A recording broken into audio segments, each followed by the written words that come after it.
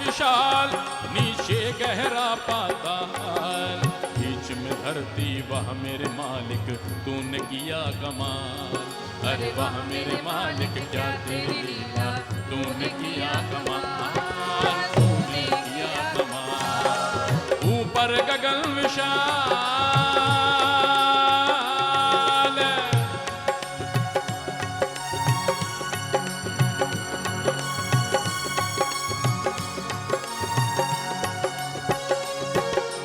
सुंदर पंक्तियां।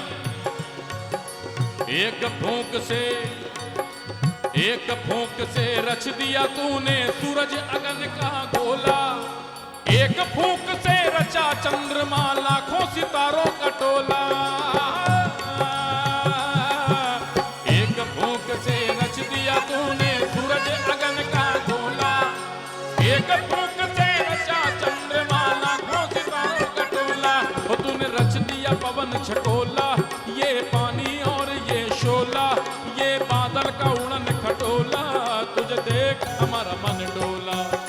सोच सोच सोच सोच हम करें अचंभा, नजर न आता एक भी खंबा, फिर भी ये आकाश खड़ा है हुए करोड़ों साल मालिक तूने किया कमाल। ऊपर गगन विशाल,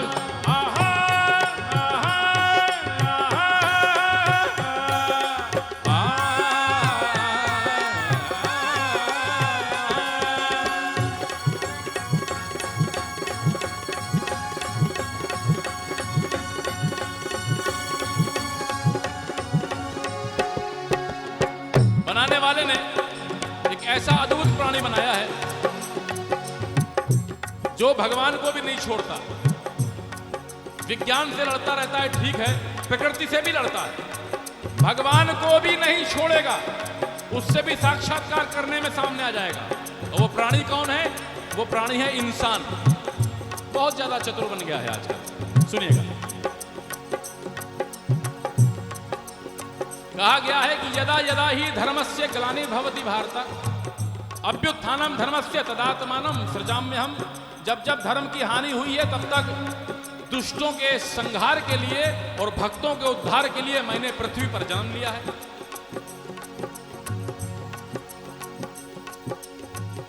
तो भगवान शंकर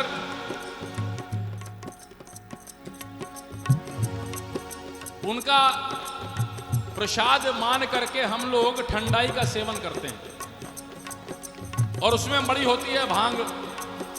और तुझसे पूछते हैं कि ये क्या पी रहे हो, तो कहते हैं कि भोलेनाथ का प्रसाद है।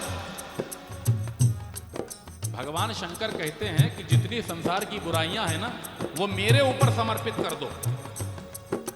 ये भांग हुआ और विष हुआ, ये सब चीजें मेरे ऊपर समर्पित कर दो, जिससे हमारा जो संसार है वो बुराइयों से दूर रहे। तो भगवान शंकर कहते हैं कि बुराइयां मुझे दे दो, तो भक्त कहता है कि ये तो भगवान शंकर का प्रसाद है, क्योंकि उसमें आनंद आता है, इसलिए प्रसाद मान लिया। अगर ये भगवान शंकर का प्रसाद है तो भगवान शंकर के ऊपर तो धतूरा भी चढ़ाया जाता है।